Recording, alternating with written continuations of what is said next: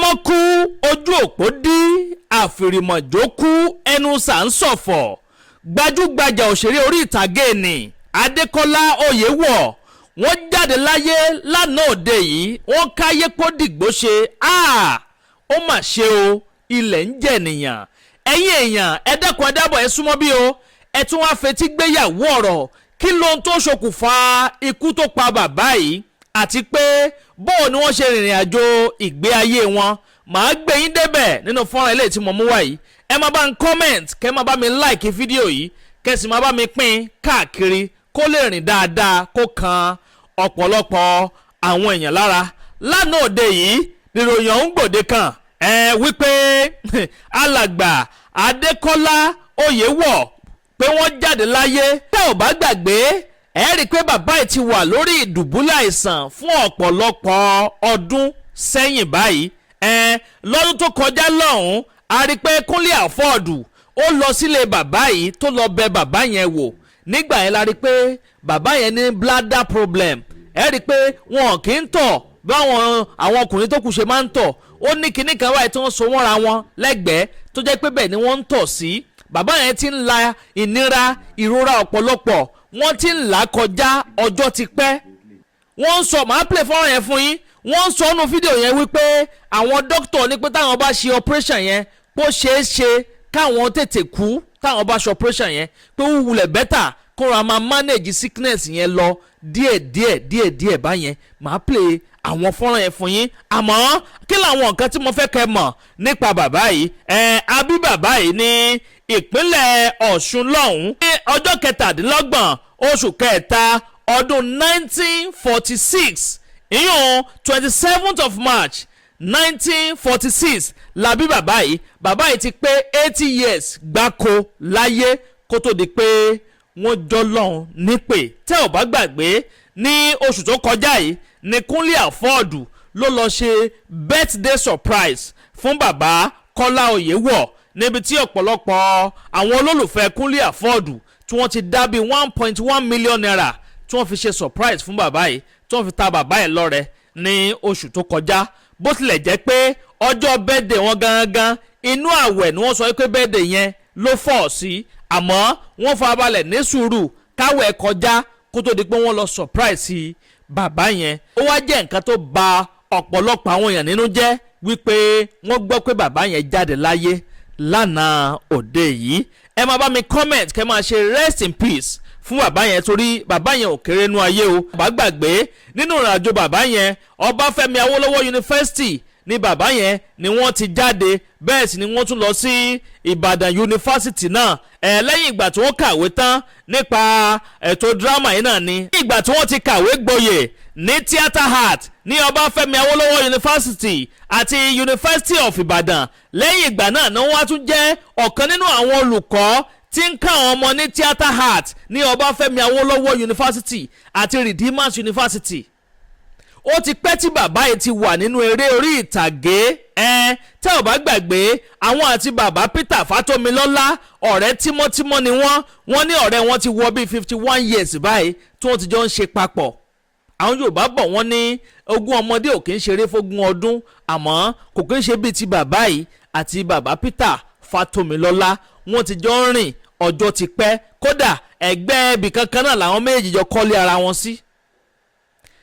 kí n má sọ̀rọ̀ jù ẹ̀yin èèyàn ẹ jẹ́ ń gbé àwọn fọ́nrán Kúnlé Àfọ́ọ̀dù wọlé kẹfà balẹ̀ wá gbọ́ more details more information nípa lifestyle bàbá yìí irú àìsàn wo gan ló ṣe wọ́n gan ní pàtó gbogbo ẹ̀ pátápátá lẹ́ ó láǹfààní láti gbọ́ nínú fọ́nrán eléyìí tí mo mú wá ẹ̀ kọ́lọ̀ ọba Èdùmàrè kó bá wa tẹ́ bàbá yìí sí afẹ́fẹ́ rẹ̀ kó sì bá wa délẹ̀ fún wọn gbogbo àwọn ọmọ tí wọ́n fi sẹ́yìn náà kọ́lọ̀ ọba Èdùmàrè kó bá wa dáàbò bo àwọn ọmọ yẹn kó sì jẹ́ kọjọ́ kó jìnnà síra wọn láì wá dènà pẹnu ẹ jẹ́ ń gbé fọ́nrán yẹn wọlé kẹfà balẹ̀ wá gbàlàyé ọ̀rọ̀ lẹ́nu bàbá yẹn fún alára wọn ọ̀pọ̀lọpọ̀ àwọn interview tí Kúnlé Àfọ́ọ̀dù ti ṣe fún wọn kó tó di pé wọ́n jáde láyé láì dènà pẹnu ó yá ẹ̀ ń sọ níbẹ̀. Uncle Peter Fatomilola decided to take me to Uncle Kola Oyewo's house since they stay very close to each other. They've been bosom friends from way back over 51 years. Oh, àgbà ò ní tán lórílẹ̀. Gbata Dele, Uncle Kola Oyewo. He led us, started calling his friend through the window. And I also called him by one of his nicknames, Laba Luyege. Laba Luyege, he answered through the window. That is how we entered, I and my crew members. So happy to see him in good health, even though he had been sick for a very long time. His story is very pathetic and emotional. Very, very emotional. You have to listen to this. This is one of the most emotional stories so far. Onagbara gan, Uncle Kola Oyewo. Ọlọ́run á bá wa dá yín sí. Ẹ máa pẹ́. Ẹ máa dàgbà jù báyìí lọ. Láṣẹ Elédùmarè. Let us hear from him as he steps out. Ẹ máa wo Laba Luyege. Mi ò tiẹ̀ ronú lọ pé ó lè jẹ́ wọ́n. How are you? Daddy. Ojú ẹ̀ rè. Uncle K. Uncle K. Pati. Bro, sára lè kókó. Uncle K. Ara lè ọ̀rẹ́ mo sọ kí ní mi wọ́n di. Ẹ̀rí nìyẹn. Mi ò tiẹ̀ ronú lọ síbẹ̀ rárá pé ó lè jẹ́wọ́ o. Àti Pati. Mo jẹ èsúrú mo máa fi panu lọ́sàn-án bẹ́ẹ̀ yẹn. Ta ló supply ẹ̀? Ọ̀rẹ́ mi kan bẹ̀ yẹn. Obìnrin kan máa kiri ẹ̀ wá bí ṣùgbọ́n tí ẹ̀ tó ti wọ́n jù. Ọ̀rẹ́ mi kan ló wá fún mi ó ní ṣé mo mọ̀ ẹ́ jẹ mo ní mo mọ̀ ẹ́ jẹ. Ọmọ ẹ̀ wá bá mi ṣe. Oúnjẹ wa rò lóṣogbo. Ní ọ̀sán mo kàn máa fi panu. Tó bá di bí aago 5 sí màá wá jẹun. Ráìsì lẹ́yìn oúnjẹ wa lẹ́nu. Ìyẹn ni mo jẹ lánàá. Any timetable. Any timetable. Ẹ ṣì ń lo timetable. Ìyá wọ́n ti ṣe timetable. Alákọ̀wé gidi ni. Wọ́n ṣe timetable. Ilé àwọn òbí náà fẹ́ẹ̀ ti school day sí. Ẹ pẹ̀lẹ́ sà. Àwọn ọmọ tán. Ẹ jẹ́ kí n kọ́kọ́ bẹ̀rẹ̀ báyìí. Ṣé rí. Ṣé àbí kan tán? No, àwa òkè. Àwa òkè. Ṣé rí mo gbọ́ kó rẹ̀ yìí díẹ̀ gbà kan. Ó kò jẹ́ o. Ọ̀rẹ́ mi ni kò bí. Ó kò díẹ̀. Mo ní enlarged prostate. Enlarged prostate yẹn. Èèyàn mọ̀ mo lè ka yẹ àwọn èèyàn 6 tí mo mọ̀ tó ti pa. Alfred ọ̀rẹ́ mi tó kọ́lé síbẹ̀ yẹn tó bá mi ra ibi òun ló pa. Ọ̀rẹ́ wa Sheba òun ló pa. Ọ̀rẹ́ wa kan ní chọ́ọ̀chì wa Ọláwándé òun ló pa. Ọ̀kẹ́ union ní OAU òun ló pa. Mo sálẹ̀ mo mọ̀ tó àwọn èèyàn 6 tó ti pa. Èmi ò so kúkú mọ̀ tí mo ṣe I used to drive myself, do everything until July 29th, 2019. 2019. Wow. Mo ti mọ̀ ó ti ń ṣe mí tí màá find it difficult láti tọ̀ nǹkan kan tàbí kí n tó délé kíní kí n ti máa tọ̀ sára. Mo dẹ̀ lọ hospital wọ́n fún mi ní kíní nígbà tó yá wọ́n ṣe test fún mi wọ́n tọwọ́ bọ ìwùnsù mi wọ́n ní àwọn ó ti fẹ́ block mi pé enlarged prostate pé prostate mi ló ti large ó wá ń di ojú tọ̀ nǹkan bẹ́ẹ̀. Mo wá drive dé láti Ìlaramọ̀kín ni mo ti ń ṣiṣẹ́ torí mo ara mi lé pápọ̀. Ìlaramọ̀kín ni mo wà gbà yẹn ni mo wá yà sí hospital lọ́dọ̀ family doctor wa ló wá fún mi ní ìwé pé kí n lọ ṣe test ní Fájuyì lọ́dọ̀ àwọn olùsí tó ń ṣe test fún yàn bẹ́ẹ̀. Nígbà tí mo débẹ̀ ọba dá mi jókòó ọba kó pure water méjì fún mi wọ́n ní kí n mú yìí tí mo bá mu pure water wọ́n bá láìlẹ̀ sórí kìíní bí ìgbà wọn bá ń ṣe scanning fún aláboyún yẹn wọ́n wá ṣe scanning fún mi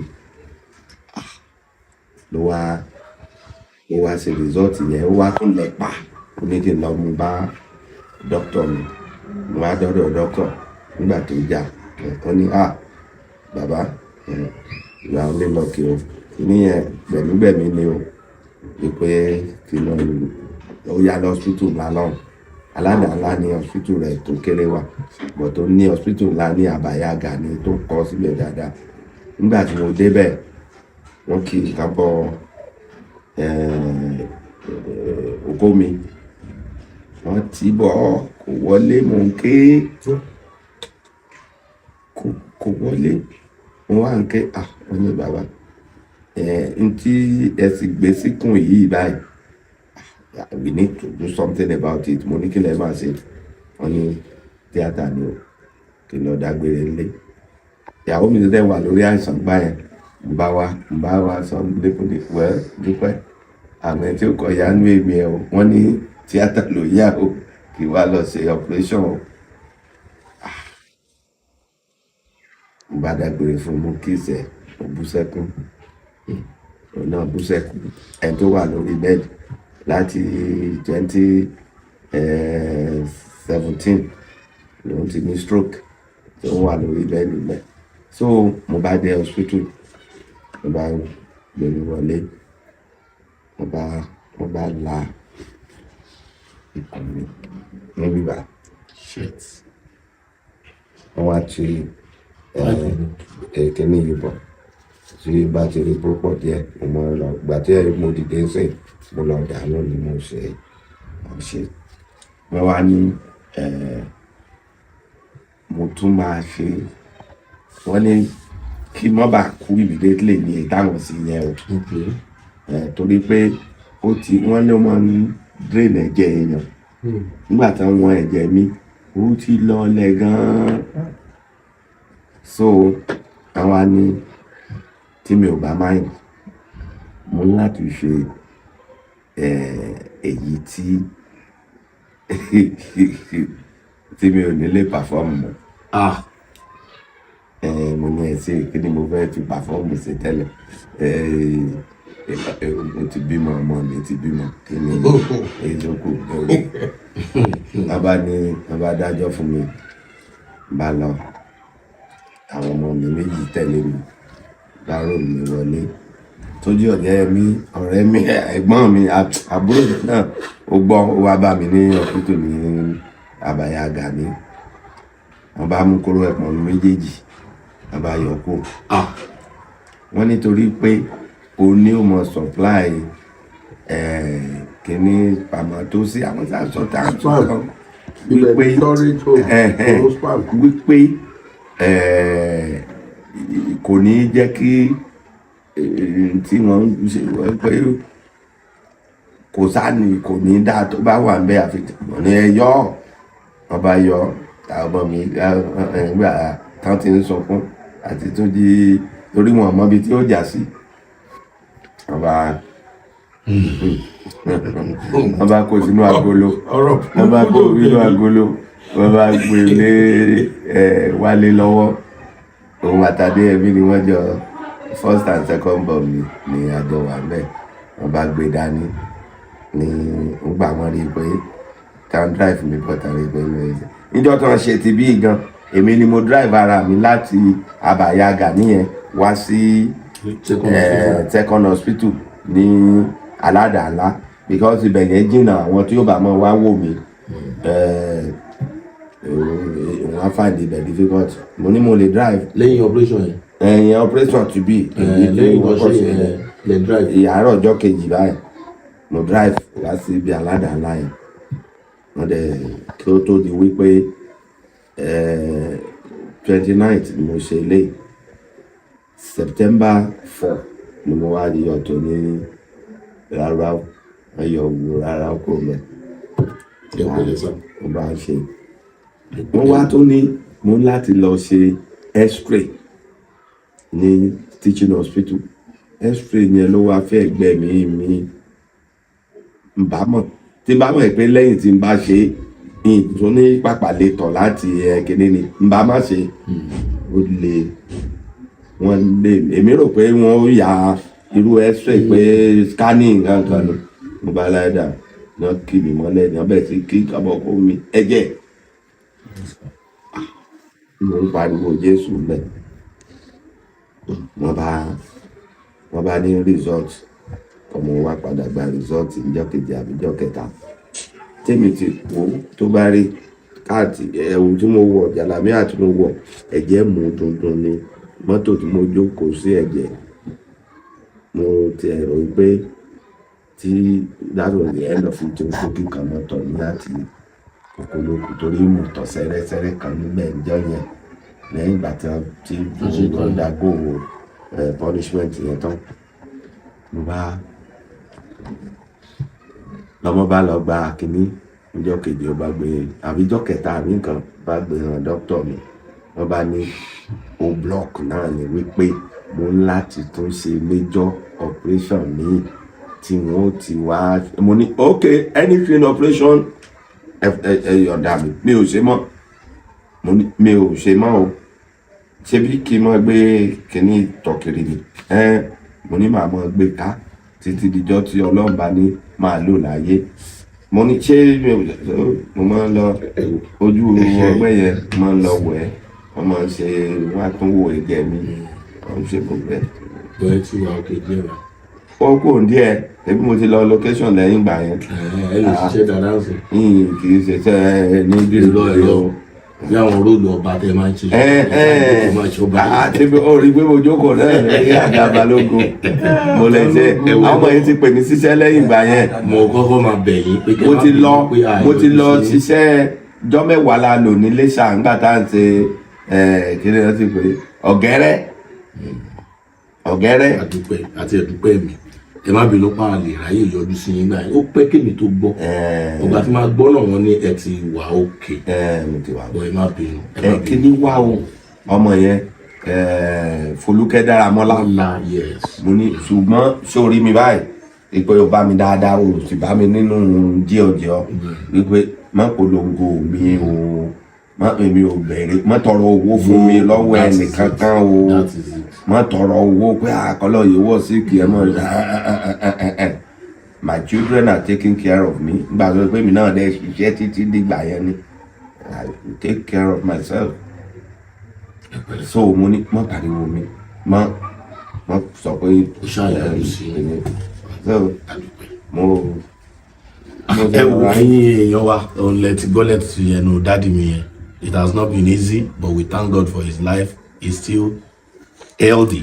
He's still strong. Ọ̀rẹ́ wọn ti rè. Fati. Ọ̀rẹ́ ọdún mélòó ló rò pa àjọ tó báyìí? Nígbà tá a mọ́ra wa gangan 51 years ago ni. Wow. But tá a ti mọ́ra díẹ̀ lóṣogbo tá a close. Ṣùgbọ́n tá a ti close. That's 51 years ago. 1973.